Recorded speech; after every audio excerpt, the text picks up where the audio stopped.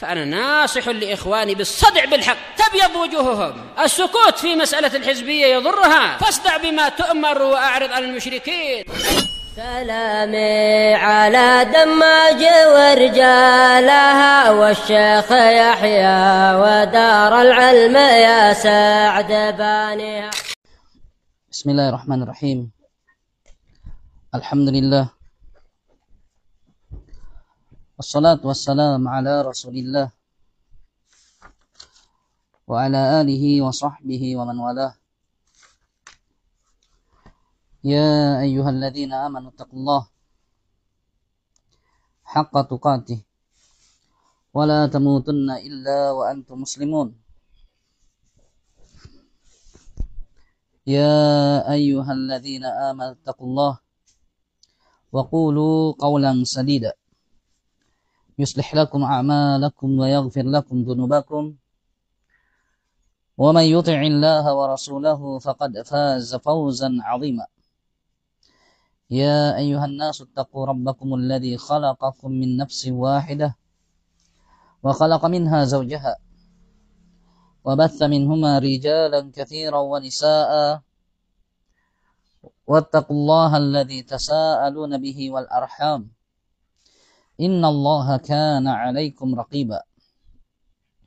أما بعد فإن أصدق الحديث كتاب الله وخير الهدى هدى محمد صلى الله عليه وسلم وشر الأمور محدثاتها وكل محدثة بدعة وكل بدعة ضلالة وكل ضلالة في النار أعاذنا الله وإياكن من النار ومن كل ما قرب إليها من قول وعمل. إخوتي في الله أعزني الله وإياكم. Insyaallah tabarak wa ta'ala kita akan lanjutkan bacaan kita dari adabiz zafaf fi sunnatil mutahharah, adab-adab pernikahan dalam sunnah yang suci, karya tulis Asy-Syaikh Nasiruddin Al-Albani rahimahullah. Sebuah karya tulis yang sangat dibutuhkan oleh setiap para mempelai, pengantin wanita dan juga pria, sebagaimana itu adalah suatu hadiah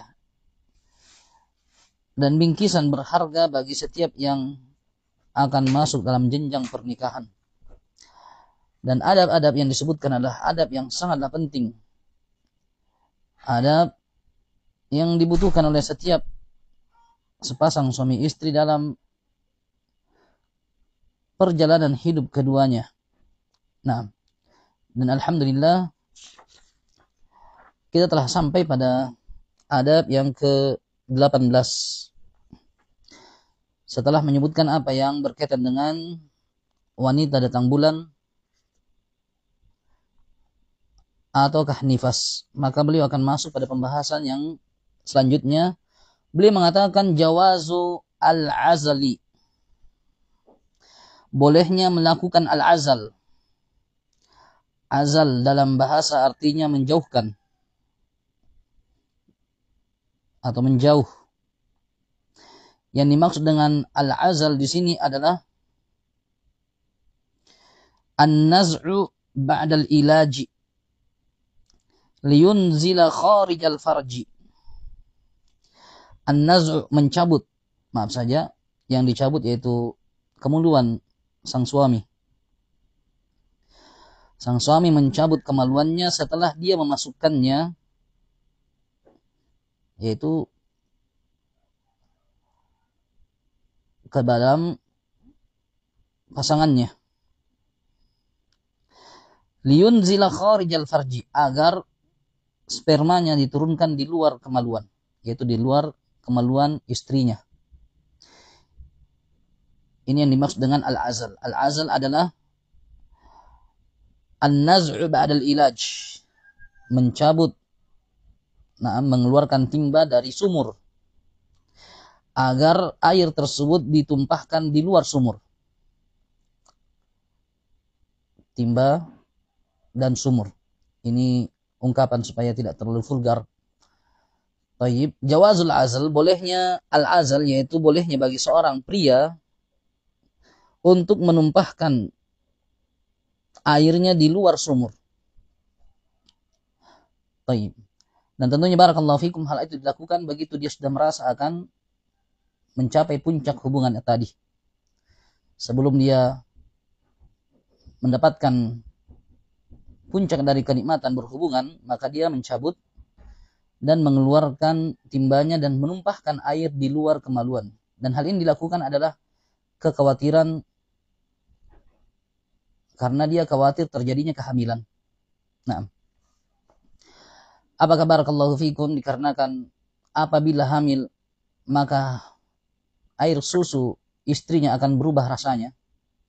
Bukan bagi sang suami tapi bagi anaknya yang sudah ada.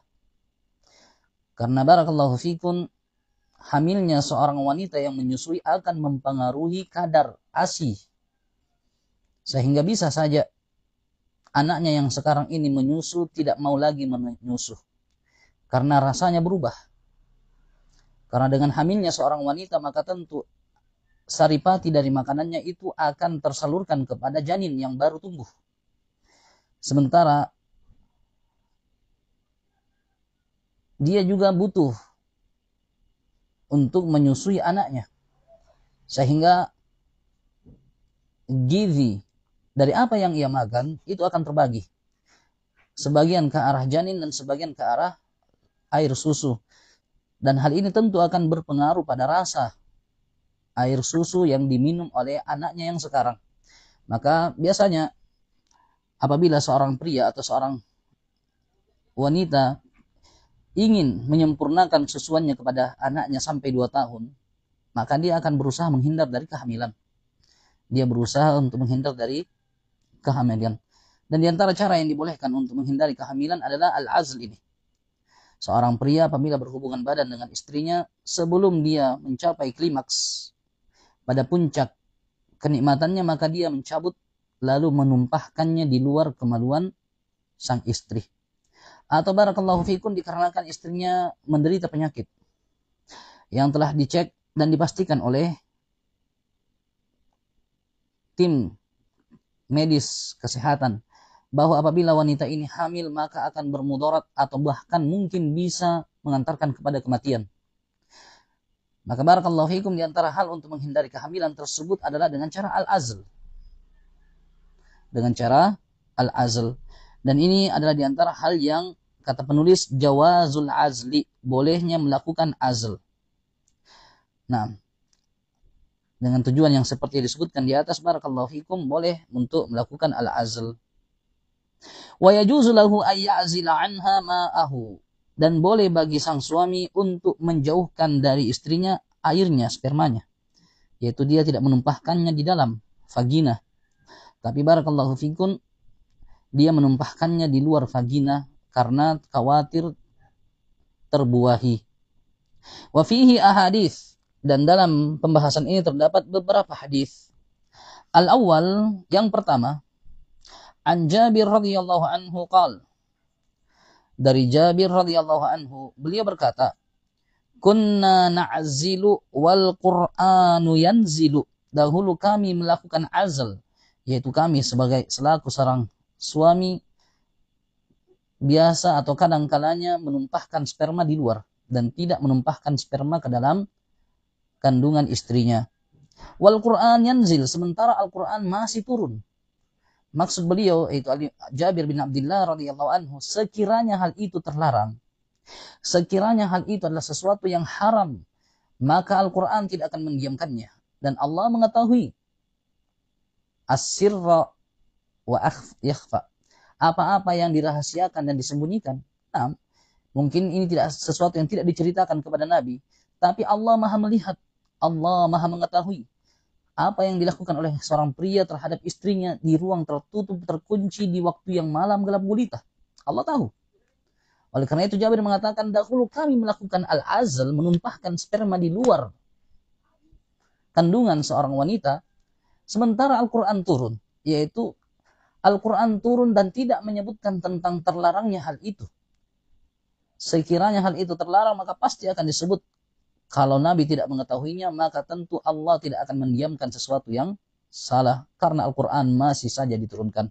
Nah, Wa fi riwayatin, dalam riwayat yang lain, kunna na'zilu ala ahdi Rasulillah sallallahu alaihi wasallam. Dahulu kami melakukan azal di masa hidupnya Rasulullah sallallahu alaihi wasallam. Fabalagha dzalika Nabiyullah sallallahu alaihi wasallam falam yanhana. Hal itu sampai kepada Nabi sallallahu alaihi wasallam dan beliau tidaklah melarang kami, yaitu melakukan hal tersebut. Nah, artinya al-azlu, kesengajaan seorang suami untuk menumpahkan spermanya di luar vagina istrinya adalah sesuatu yang telah dilakukan di masa hidup Nabi alaihi salatu wassalam dan tidak ada pengingkaran.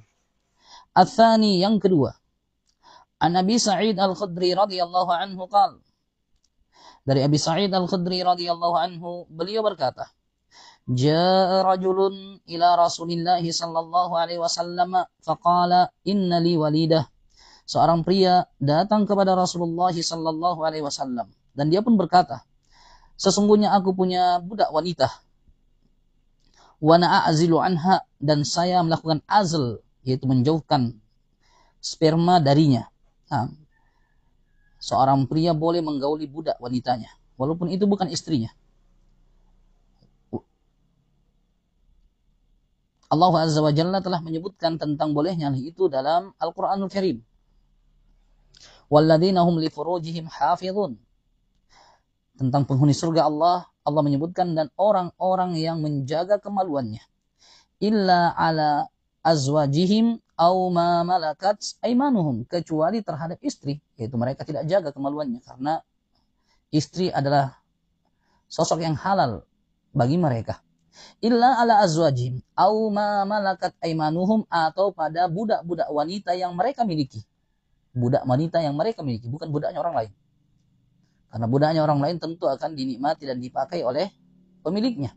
Nah, aw ma malakat aimanuhum fa innahum ghairu malumin, maka sesungguhnya mereka di sini tidaklah tercelah. Itu apabila mereka menggauli budak-budak mereka, apabila mereka ingin memuaskan hasratnya kepada budak-budak mereka. Dan Allah Azza wa Jalla membolehkan hal itu untuk kaum mukminin sebagaimana membolehkan hal itu kepada Rasulnya sallallahu alaihi wa ala alihi wa sahbihi wasallam. La yahillu lakan nisa'u min ba'du wa la an tabaddala bihinna min azwajin walau a'jabaka husnuhunna illa ma malakat yaminuk. Tidak halal lagi bagimu wahai Muhammad setelah kejadian ini para wanita-wanita untuk engkau menggonta-ganti istri, yaitu setelah Nabi mendapatkan istri-istrinya yang telah disebutkan, dan istri-istri Nabi alaihi salatu wasallam telah memilih Allah dan juga negeri akhirat daripada kehidupan dunia, maka Allah memuliakan istri-istri Nabi dengan melarang Nabinya sallallahu alaihi wasallam menikahi lebih daripada yang sudah ada, yang saat itu yang masih hidup sekitar 9. Dan Allah Azza wa Jalla melarang Nabi untuk mengganti mereka, mengganti posisi istri-istri tersebut. Walau a'jabaka husnuhunna, sekira pun ada wanita-wanita yang membuat engkau terkesima, terkagum dengan kecantikannya.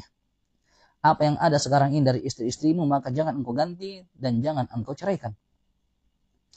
Illa ma malakat yaminu, kecuali budak-budak wanitamu. Nah, di situ Nabi alaihi salatu wasallam dibolehkan untuk menggauli budak-budak wanitanya. Adapun menambah istri setelah yang ada, maka Allah Azza wa Jalla telah melarangnya. Nah, sekali lagi barakallahu fikum, budak wanita adalah diantara sosok yang boleh digauli oleh tuannya yang laki-laki. Adapun budak laki-laki, maka dia tidak diperkenankan menggauli tuannya yang wanita. Dan hal itu diharamkan secara syariat.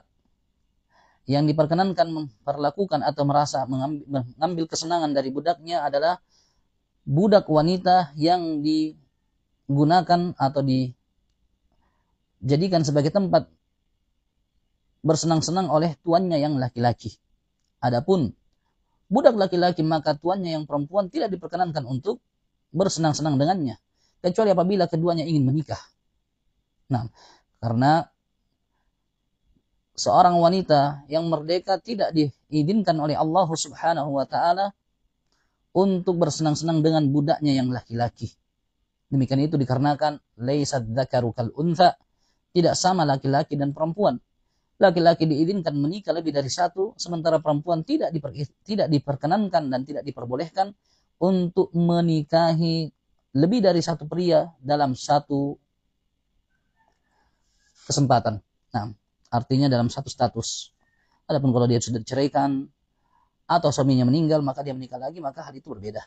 Baik. Kata pria tersebut, innali walidah, sesungguhnya saya punya budak wanita. Wa ana a'zilu anha, dan saya melakukan azl. Dan demikian barakallahu fikum, di antara alasan para sahabat melakukan azl terhadap budak-budak wanita mereka adalah mereka tidak menginginkan adanya keturunan yang lahir dari para budak, yang tentunya akan menjatuhkan martabat mereka. Mereka tidak mau ada dari anak keturunan mereka yang terlahir dari budak yang merupakan sosok status yang rendah. Maka apabila mereka bersenang-senang, maka kadang-kalanya atau biasanya mereka melakukan azl, yaitu begitu mencapai klimaks puncak kesenangan dan kenikmatan, maka dia mengeluarkan dan menumpahkan spermanya di luar kemaluan budaknya tadi. Innali walida, sesungguhnya saya punya budak wanita. Wa ana a'zilu anha, dan saya melakukan azal. Wa ana uridu ma yuridu rajul, sementara saya juga adalah seorang yang menginginkan apa yang diinginkan oleh seorang pria, yaitu dia ingin bersenang-senang. Apabila itu adalah hal yang dibolehkan secara syariat, diizinkan oleh Allah, maka dia ingin melakukan apa yang ingin dilakukan oleh laki-laki kepada wanita, sekalipun itu bukan istrinya dan itu adalah budaknya. Wa innal yahuda za'amu annal mau'udatus sugra al-azlu. Adapun orang-orang Yahudi, mereka beranggapan bahwasanya al-mau'udatus sugra, menguburkan anak yang hidup-hidup, dosa ini yang kecil, gambaran kecilnya adalah dengan cara azl. Nah, wa idzal mau'udatu su'ilat bi ayyi dzambin qutilat, dan tatkala anak-anak perempuan yang dikubur hidup-hidup ditanya, yaitu di hari kiamat, bi ayyi dzambin qutilat, atas dasar dosa apakah dia dibunuh?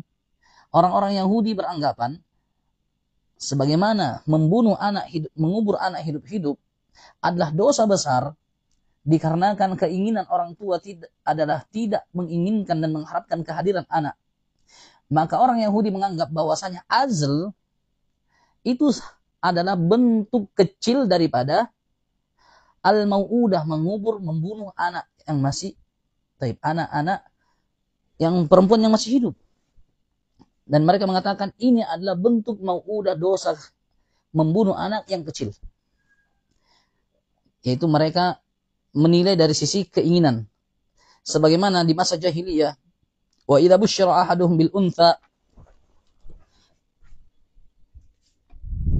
dhalla wajhuhu muswadda wa huwa kadhim. Apabila diberikan berita gembira kepada salah satu di antara mereka dengan kelahiran sosok anak perempuan, dhalla wajhuhu muswadda, maka niscaya menjadi gelap wajahnya, hitam, menghitam wajahnya. Wa huwa kadhim, dalam keadaan dia malu, muram. Yatawara minal qaum, dia akan bersembunyi dari tatapan masyarakat. Min su'i ma busyira bih, dikarenakan jeleknya kabar gembira yang disampaikan kepadanya. Orang-orang Arab jahiliyah sangatlah merasa dihinakan kalau istrinya melahirkan anak perempuan. Karena mereka akan merasa bangga kalau dapat keturunan laki-laki. Karena laki-lakilah yang membawa nasab. Laki-lakilah yang membawa marga. Laki-lakilah sosok yang dibanggakan di hadapan yang lain. Adapun wanita maka tempatnya di dalam rumah. Mereka itu tersembunyi, tidak kelihatan. Nah, sehingga barakallahu fikum, begitu mereka mendapatkan kabar gembira kelahiran anak perempuan, dhalla wajhuhu muswaddan wa huwa kadhim yatawara minal qaum, mereka menjadi hitam gelap wajahnya karena malu. Dia akan bersembunyi dari pandangan masyarakat. Min su'i ma busyira bih, karena dia menganggap bahwa kabar gembira itu jelek. Ayumsikuhu ala hun, apakah dia tetap merawat, memelihara, membesarkan anak perempuannya itu dalam keadaan dia dihinakan, diejek, diolok-olok? Am yadussuhu fit turab, ataukah dia timbun anaknya itu dalam tanah hidup-hidup?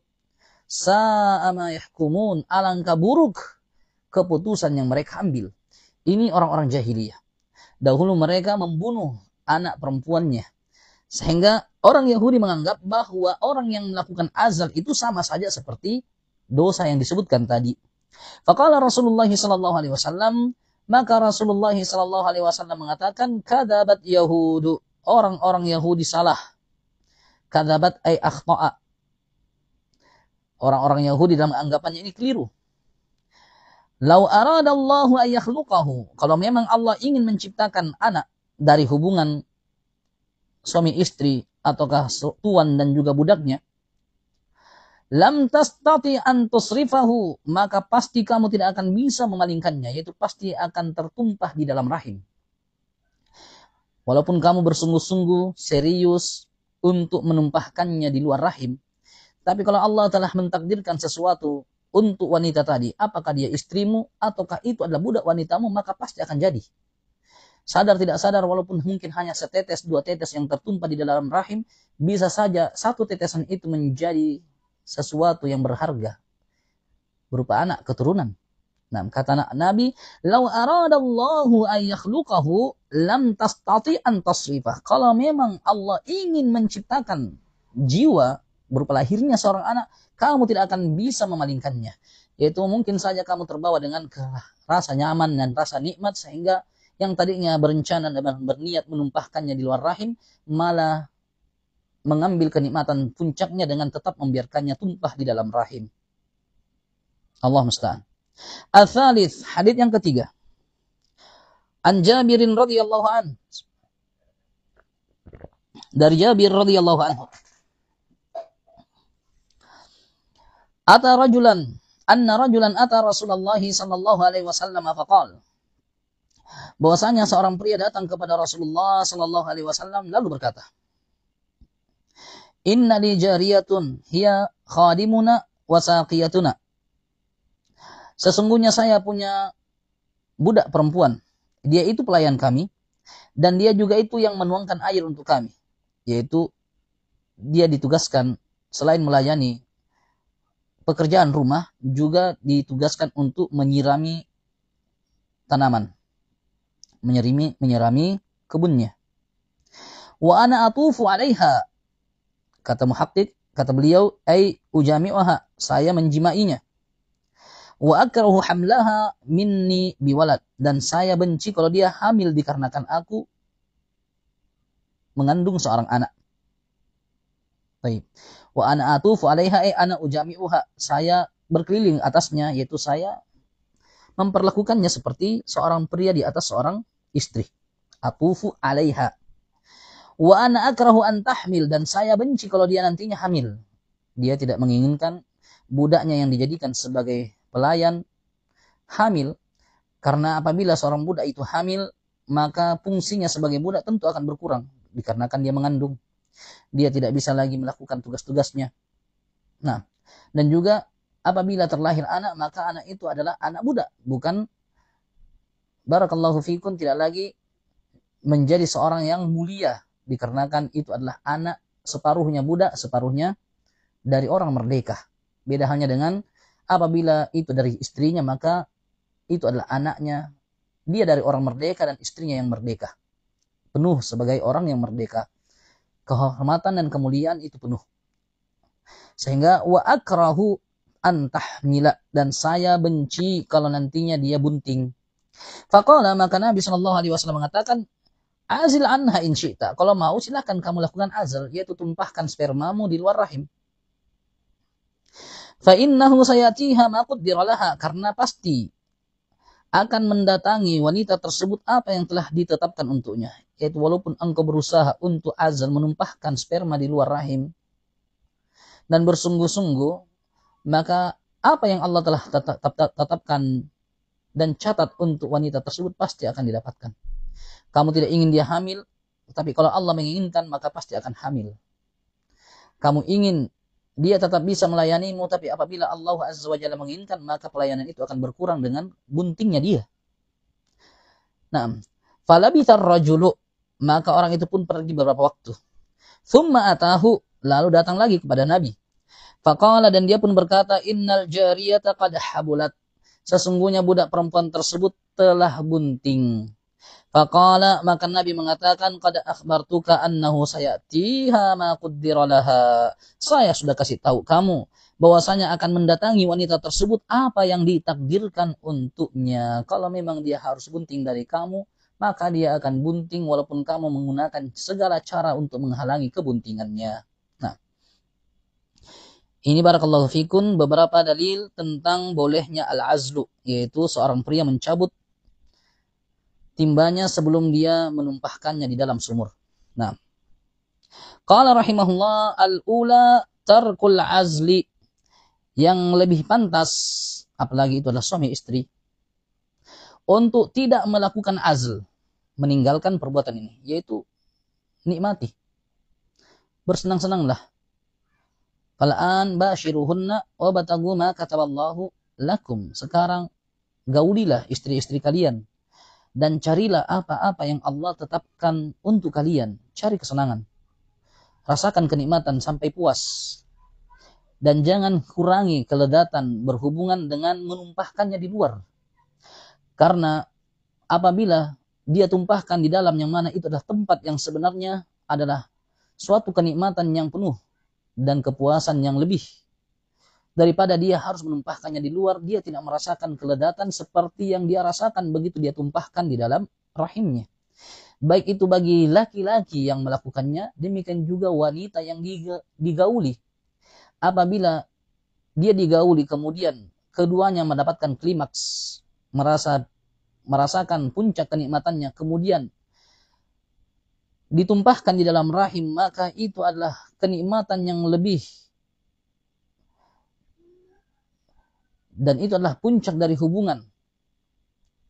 Berbeda hanya apabila begitu dia merasakan kenikmatan kemudian ditumpahkan di luar, maka kenikmatan itu tidak lengkap dan tidak sempurna.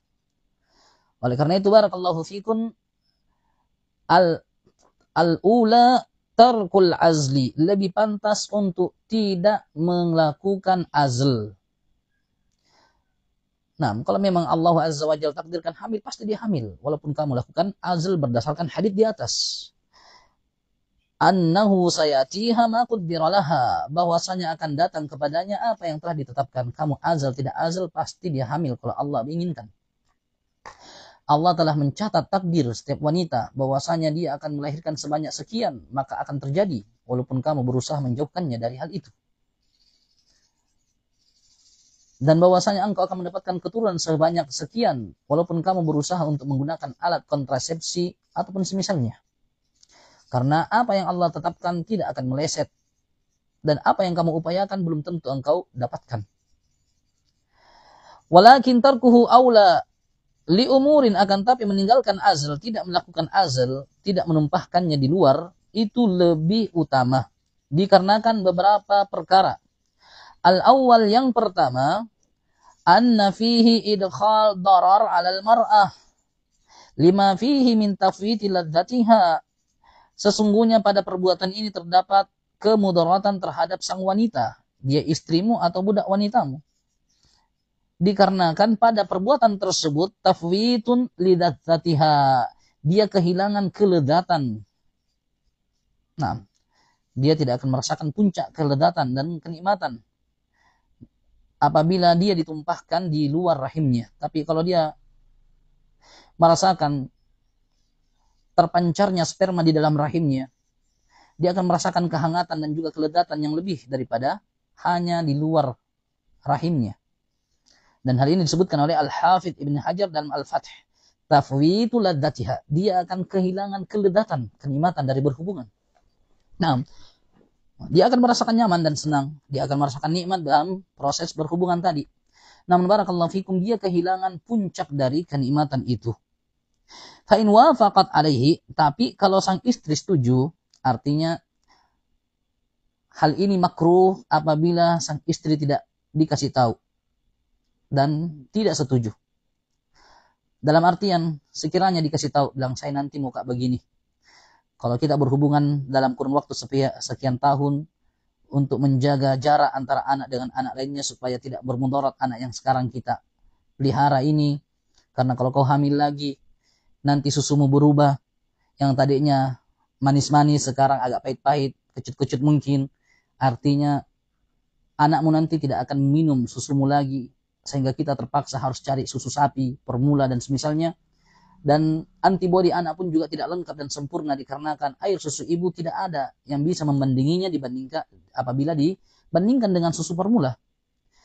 Air susu ibu adalah air susu yang memiliki antibodi dari sang ibu dan ayah yang melengkapkan kesehatan sang anak. Bahkan kekuatan fisiknya akan lebih, kecerdasan otaknya juga lebih sempurna dibandingkan harus minum susu formula. Nah, sehingga disampaikan alasannya kepada istrinya setuju. Dan dia rela untuk kehilangan keledatan dan puncak kenikmatan, maka ini adalah di antara hal yang diperbolehkan, kata penulis. Kenapa? Fa in wafaqat alaih. Kalau istrinya setuju bahwa sang suami menumpahkan spermanya di luar rahim, fa fihi ma ya'ti, maka dalam kasus ini ada hal-hal berikut ini. Wa huwa ats-tsani, alasan kedua. Annahu yafutu ba'dhu maqasidin nikah, bahwa dengan dia tumpahkan sperma di luar rahim terlewatkan sebagian dari maksud dari pernikahan. Nah, di antara maksud pernikahan adalah bersenang-senang dengan istri. Sekarang istrinya sudah setuju, tidak apa-apa bikin azl. Tapi di sana ada maksud tujuan pernikahan yang lain. Wa huwa taksiru nasli ummati nabiyina sallallahu alaihi wasallam, yaitu memperbanyak keturunan umatnya Nabi kita sallallahu alaihi wasallam. Wa dzalika qauluhu sallallahu alaihi wasallam, yang demikian itu dalam ucapan Nabi, tazawwaju al-wadud al-walud, nikahilah oleh kalian wahai para pria wanita-wanita yang penyayang, wanita-wanita yang subur kandungannya, banyak melahirkan. Kenapa? Fa inni mukatsirum bikumul umama yaumal qiyamah, karena sesungguhnya aku akan merasa berbangga-bangga dengan banyaknya jumlah kalian di hadapan umat-umat pada hari kiamat nanti. Subhanallah. Ini adalah diantara keinginan dan harapan besar Nabi Shallallahu Alaihi Wasallam, dan dia adalah Nabi kita bersama, sang suami, sang istri, Nabi Muhammad, nabinya. Nabi si kita Shallallahu Alaihi Wasallam adalah orang yang paling berjasa dalam hidup kita, sehingga kita bisa mengenal Islam, sehingga kita bisa melaksanakan amal ibadah yang Allah ridhai dan Allah perintahkan, sehingga kita bisa mendapatkan kelezatan dan kenikmatan. Al-yawma akmaltu lakum dinakum wa atmamtu alaikum ni'mati, dengan sempurna aku lengkapkan untuk kalian kenikmatanku, itu dengan Islam. Nah, dan beliau alaihi salatu wasallam telah rela mengorbankan semua yang beliau punya, bahkan beliau diejek, dihina demi Islam dan agar sampainya Islam itu kepada kita. Bahkan beliau pun dipukul sampai berdarah, mulutnya dilempari batu sampai berdarah kakinya. Semua itu barakallahu fikum untuk memperjuangkan Islam. Lalu apakah kita sebagai umat beliau alaihi salatu wasallam tidak bisa berterima kasih dan membalas jasa itu dengan sesuatu yang membuat beliau senang? Berkasih banyak anak. Ya, ini diantara cara terbaik untuk membuat Nabi kita merasa bangga. Perbanyak keturunan.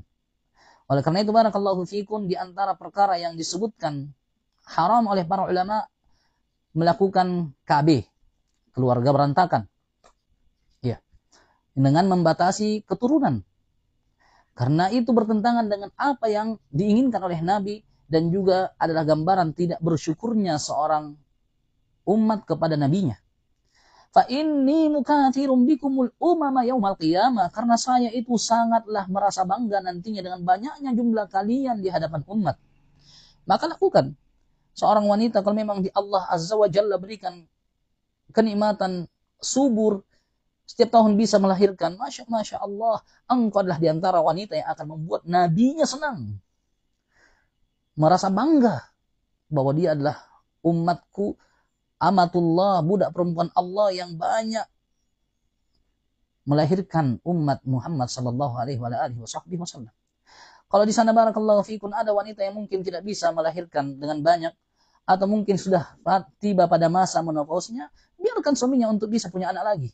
Kenapa? Karena potensi untuk mempunyai anak dari suaminya masih ada. Suaminya masih bisa tambah anak. Jangan barakallahu fikum potensi tersebut dikurung pada sesuatu yang tidak bisa menghasilkan anak. Ya, biarkan dia nikah agar dia punya anak, atau biarkan dia cari budak agar budaknya juga melahirkan, dan semuanya adalah umat Muhammad sallallahu alaihi wasallam, dan itu adalah suatu kebanggaan darimu wahai hamba Allah terhadap Nabi kita sallallahu alaihi wasallam. Walidzalika wasafahu an-nabiy sallallahu alaihi wasallam bil wa'dil khafi hina sa'aluhu 'anil azli. Oleh karena itulah Nabi sallallahu alaihi wasallam mensifati al-azl, yaitu menumpahkan sperma di luar rahim, sebagai bentuk wa'dil khafi, menguburkan anak secara sembunyi-sembunyi. Hina sa'aluhu 'anil azli, begitu mereka bertanya kepada Nabi tentang azl. Dzalikal wa'du al-khafi. Ini adalah wa'du al-khafi, yaitu menguburkan dengan sembunyi-sembunyi. Bukan berarti ini dosa yang sama, tapi yang dimaksud adalah keinginan yang sama. Sama maksudnya. Sama-sama tidak menginginkan adanya anak. Allahumma musta'an. Sehingga barakallahu fikum, begitu Nabi menyamakan perbuatan tadi, yaitu azl, menumpahkan sperma di luar rahim, seperti wa'du, menguburkan anak yang masih hidup, maka ini gambaran bahwasanya meninggalkan perbuatan itu lebih pantas daripada melakukannya. Kecuali seperti yang kita sebutkan tadi, kondisi darurat, apabila sang wanita hamil, maka itu bisa mendatangkan mudarat berupa kematian. Apakah kematian dirinya atau kematian apa yang dia kandung? Setelah memeriksakan, mengecek kesehatannya, keadaan rahimnya, bahwa anaknya apabila tetap ditinggal dan juga dia kandung, maka bagaimanapun juga anaknya ini tidak akan bisa selamat.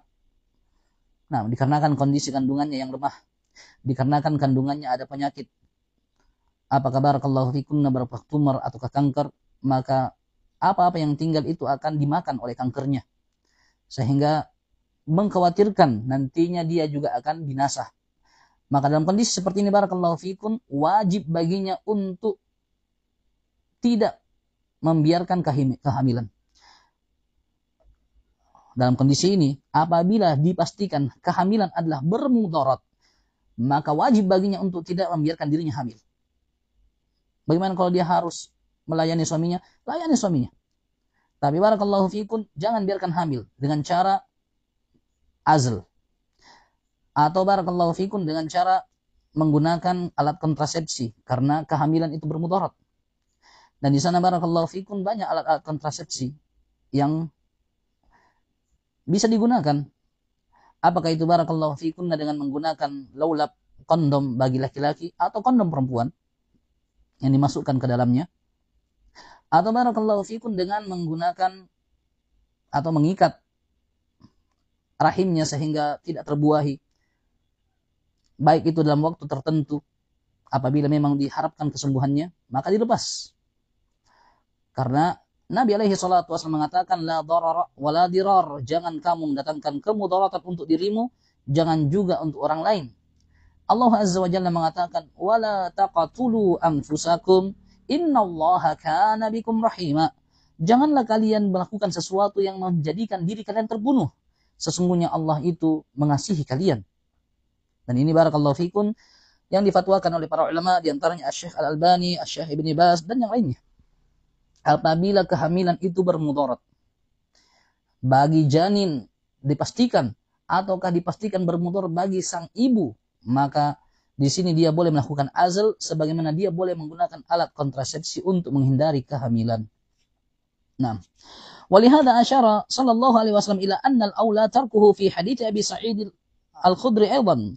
Oleh karena itu Nabi alaihi salatu wasallam memberikan isyarat pun bahwasanya lebih pantas meninggalkan azl dalam hadits Abi Sa'id Al-Khudri juga. Qala dzukiral azlu inda Rasulillah, telah disebutkan azl di sisi Rasulullah sallallahu alaihi wasallam. Faqala walima yaf'alu dzalika ahadukum. Lalu Nabi mengatakan, kenapa salah satu di antara kalian lakukan itu? Itu tidak sepantasnya salah satu di antara kalian melakukan hal itu. Walam yaqul fala yaf'al dzalika ahadukum. Tapi Nabi di sini tidak mengatakan jangan. Artinya Nabi tidak larang, tapi Nabi mengingkari. Kenapa? Fa innahu laysat nafsun makhluqah illallahu khaliquha, karena tidak ada satu jiwa pun yang diciptakan kecuali Allah lah yang menciptakannya. Wa fi riwayatin faqala wa innakum lataf'alun wa innakum lataf'alun wa innakum lataf'alun, sungguh kalian akan lakukan, sungguh kalian akan lakukan, sungguh kalian akan lakukan. Ma min nasmatin kainatin ila yaumil qiyamah illa hiya kainah, tidak ada satu jiwa yang akan terwujud sampai hari kiamat kecuali pasti akan muncul. Nah, baik, dan ini barakallahu fikum jelas bahwasanya al-azlu, menumpahkan sperma di luar rahim, adalah di antara perkara yang makruh. Hukum asalnya makruh. Baik suaminya dan istrinya sepakat atau tidak, pada asalnya makruh. Kenapa? Bertentangan dengan maksud pernikahan, yaitu memperbanyak keturunan. Namun barakallahu fikum, hal ini menjadi boleh. Hal ini menjadi boleh. Dalam beberapa keadaan, diantaranya adalah mengkhawatirkan anaknya sekarang ini termudaratkan dengan susunya yang berubah. Kalau dia hamil, maka untuk menjaga jarak supaya anaknya masih bisa menyusu, para ulama mengatakan dalam kondisi seperti ini boleh melakukan azl. Boleh melakukan azl, yaitu berhubungan badan, kemudian begitu mendapatkan kenikmatan dan hampir mencapai puncaknya, dia tumpahkan di luar rahimnya. Keadaan yang kedua yang disebutkan tentang bolehnya hal tersebut adalah apabila sang istri saat itu dalam keadaan sakit. Nah, dan dikhawatirkan apabila dia hamil menambah lemah fisiknya. Karena wanita sehat saja kalau hamil kadang-kadangnya mual-mual, ngidamnya tidak jelas sehingga mempengaruhi kesehatannya. Maka dalam kondisi sakit, dikhawatirkan nantinya anaknya akan mempengaruhi kesehatannya, bahkan bisa mengantarkan kepada hal yang lebih parah. Di sini para ulama mengatakan boleh untuk melakukan azl, dan hukumnya tidak lagi makruh. Hukumnya tidak lagi makruh. Nah, bahkan sebagian ulama mengatakan dalam kondisi memang dikhawatirkan sang wanita bermudarat, maka keadaannya darurat, boleh saja untuk dia menggunakan kondom atau minum obat penghalang kehamilan apabila dipastikan bahwasanya penggunaannya tidak bermudarat. Namun kebanyakannya keluhan-keluhan yang ada di rumah sakit adalah dikarenakan penggunaan pil-pil yang menghalangi kehamilan. Sehingga para ulama mengatakan tidak dianjurkan menggunakan obat-obat yang nantinya hanya mendatangkan mudarat walaupun dalam waktu yang panjang atau di waktu yang jauh. Baik. Kemudian barakallahu fikum, kondisi berikutnya dipastikan dia mati. Dipastikan orang tersebut mati, maka di sini dia wajib untuk melakukan azl dan tidak boleh membiarkan benihnya tumbuh di dalam rahim istrinya. Karena dipastikan dia akan meninggal apabila dia mengandung. Maka di sini hukumnya menjadi wajib. Baik. Adapun barakallahu fikum, apa yang kita sebutkan tadi adalah hukum azl atau menggunakan alat kontrasepsi. Dalam kondisi seperti itu dibolehkan. Namun menjadi haram apabila maksud dan tujuan menggunakannya adalah seperti maksud dan tujuan orang-orang jahiliyah, yaitu takut miskin, yaitu khawatir terhadap rezekinya. Maka Allah Azza wa Jalla mengatakan, "Qul innama harrama rabbiyal fawahish ma dhahara minha wa ma batan wal ithma wal baghya bighairil haqq." Qul innama harrama rabbiyal, qul ta'alu atlu alaikum ma harrama alaikum rabbukum alla tusyriku billahi syai'a.